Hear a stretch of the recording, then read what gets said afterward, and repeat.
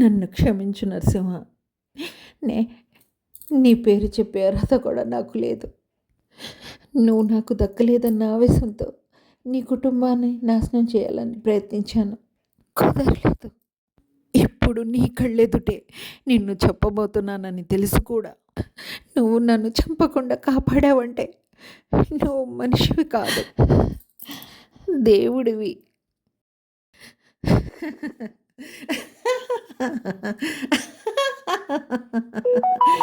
అని నేను అంటాను అనుకున్నావు కదూ? అన్నాను. నేను అందరిలాంటి ఆడదాన్ని కాదు, నీలాంబరిని. ఈ పగ 18-20 ఏళ్ళు కాదు, నా ఆయుష్ మొత్తం కూడా కాదు. చివరికి నా ప్రాణమే పోయినా చల్లారదు. నువ్వు పెట్టిన ప్రాణభిక్షతో బతకడానికి నేను పని మనిషి వసుంధర్ని కాదు.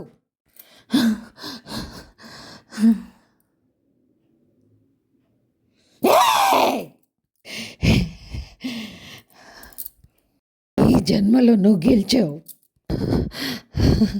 వచ్చే జన్మంటుంటే ఆ జన్మలోనైనా నిన్ను పగ సాధించుకుంటా. వదిలిపెట్టు.